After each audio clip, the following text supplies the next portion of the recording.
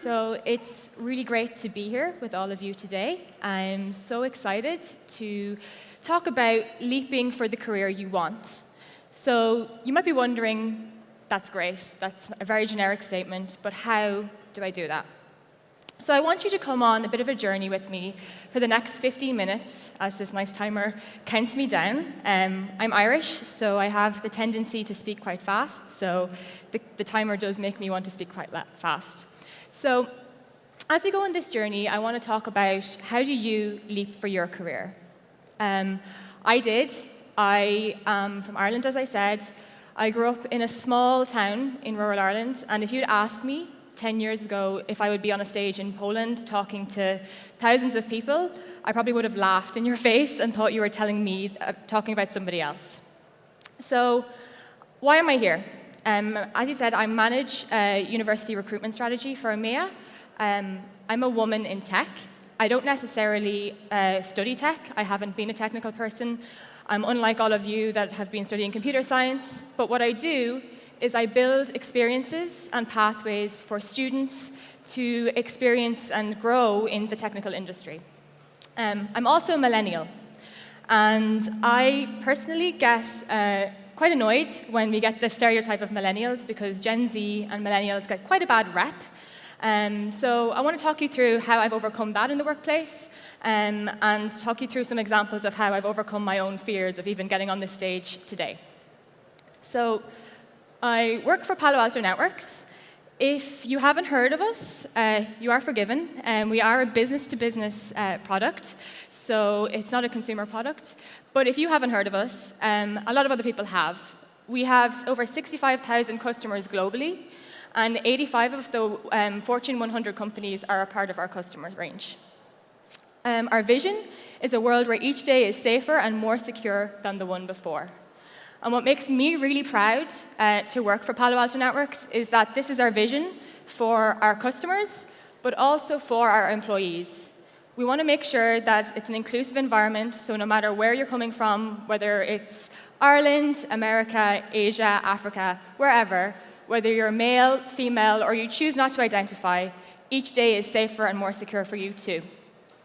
We have 7,500 employees globally, and we're growing rapidly. So that means that my job, looking after internships and graduates, is quite a focal point right now because we won't be growing if we don't continue to have strong talent coming into the organization. So I put this picture up here because it represents to me what I think all of you can achieve. If you're currently studying computer science, and specifically cybersecurity, you're highly employable and the future is really bright for you. If you're, I suppose, from a technical point of view, we've been hearing for years that women in tech are highly employable. And yes, while I agree, that's true, but I personally have a challenge with, just focusing on women in tech being employable.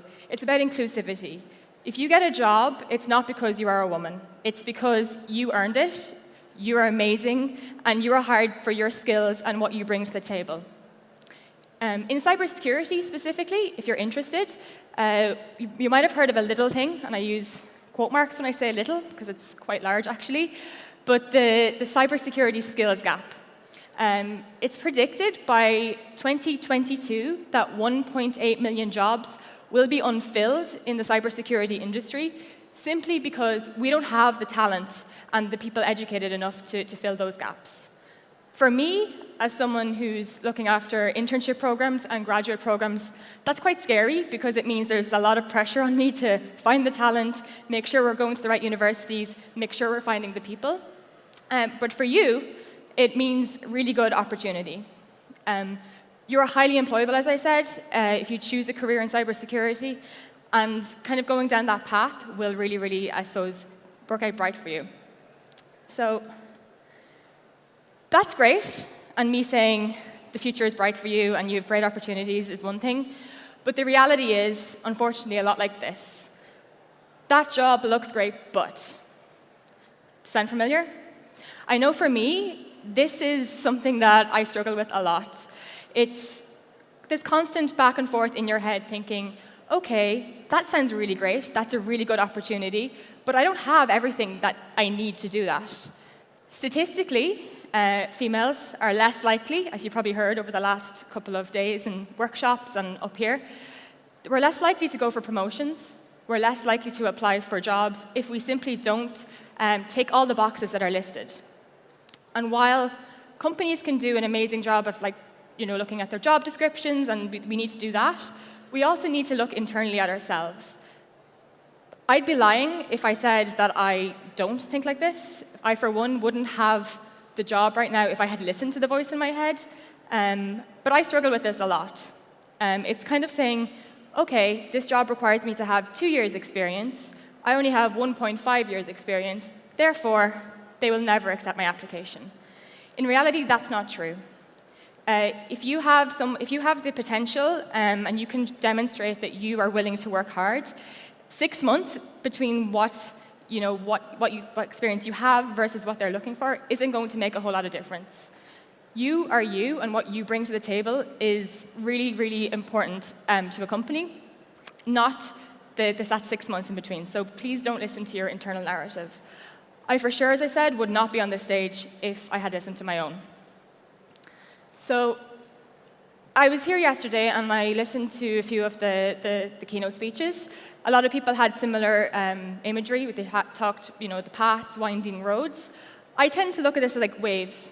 So waves go up and down. If you're not embracing the waves, the good and the bad, you're not learning and you're not growing. It's scary, and regardless of your gender, you're going to experience this. It's just life, it's experience. But your internal narrative is so, so important to this. Again, I would be inauthentic to say coming up here was easy for me. I do give presentations as part of my job, but when I was first given this opportunity, and it's amazing to be here, by the way, my internal reaction was probably a face that looked a bit like that, but also, why would anyone want to hear from me? What do I have to bring to the table? Everybody else that I looked at the speaker list was way more experienced than I had, and I thought to myself, no one's going to want to listen. If I'd listened to that, I wouldn't be here, I wouldn't be growing, I wouldn't be learning, and I'm really glad I didn't. So I challenge everybody here to embrace the waves, own your narrative, and that's what's really worked out for me. While I said I work for a company that is embracing inclusivity and diversity, it is a cybersecurity company. And what that means is, in practice, quite often, I'm the only female in the room. And more often than not, I'm probably one of the youngest in the room, too. And the days that I am least successful are the days that I'm listening to the inner imposter in my head telling me that I can't do something, and I'm not good enough. But the days that I embrace who I am, I own it, I raise my voice, talk, speak out, and have my voice heard, they're the days that I'm most successful. When I was in school, I was the shyest person. Honestly, if someone asked me a question in a class, I would reluctantly put my hand up, probably try to go and speak, and this teacher would always say, and this is my memory, the teacher would always say, please speak up, I can't hear you, because I was so shy, I was kind of just moving my mouth, not really speaking. And again, here on the stage. So if I can do it, I think you can do it too. But don't limit yourself. You've been here for slides this way. You've been here for 2 days, and you've been listening to great speakers. You've been hearing about great things. Over my time, I've had many, many mentors. You've heard about mentorship too. One of the key things is there's about 5,000 people here at the conference, but there are many more women in the world that you need to share this with. So what you're hearing, the messages that you've heard, share them. Talk with your friends. Apply for that job. Curiosity is the key, and I put that here for a reason. Ask all the questions. There are no such thing as stupid questions. I kind of struggle with this when I talk to interns, and they're saying, oh, but everybody's so busy. I don't want to ask the question, and I don't want to look curious. If you're not asking questions, there's a bit of a problem, because we don't expect you to come in and know everything. You don't know everything. And you need to kind of advocate for yourself in the workplace. If you're not going to advocate for yourself, who else is going to advocate for you? And I've had to learn that as well. I remember when I suppose, first started, I started as an intern, by the way. I don't know if I told you that. When I first started my internship, again, the shyness had overcome me at that point. And I was in this meeting one day, and I introduced myself. It was a management meeting. I introduced myself, and I was like, I'm just here. I'm just the intern. And the word just was kind of a really reflective of how I actually saw myself. I saw myself as really unimportant compared to everybody else there because I was on an internship. I really, really challenge you, if you're doing an internship, if you're in university, don't just call yourself just anything. You are you. Be you. I had a really good previous manager, and she is someone that is, or I suppose, like something I aspire to be. She's a great leader. She once told me, be you. Everybody else is already taken.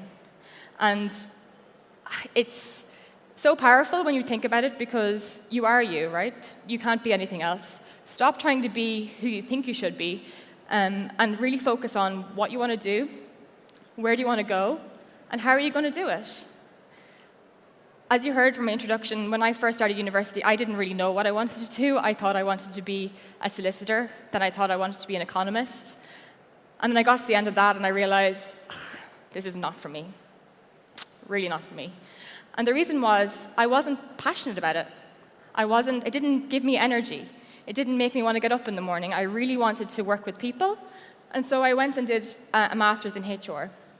When all my friends from that master's were getting jobs, and I call them real jobs, not internships, I went for an internship because I thought that it would give me the experience that would really, really help me build the career that I wanted. And I'm so thankful for that experience. I had great mentors, I had great exposure, and it really helped me find the passion. Before that, I didn't even know that university recruitment, campus recruitment was actually a job, and I only found that out by actually going and getting that experience. A lot of the time when you're asking for experience, you have to put your hand up. And this is another thing as well. We are living in a constant environment of change. Everyone is so busy, the world is getting busier and busier. If you're seeing something you want to get involved with, do it. Ask the question, what's the worst that can happen? In my head, the worst that can happen is you could probably fall down off the stage, make a fool of yourself. But anyway, no one's really, after a certain amount of time, no one's going to really care about that. So do it, learn from it, be afraid. So don't be afraid to be afraid, it's good. The worst thing you can be is in your comfort zone. And there's a quote that that's the most dangerous place to be.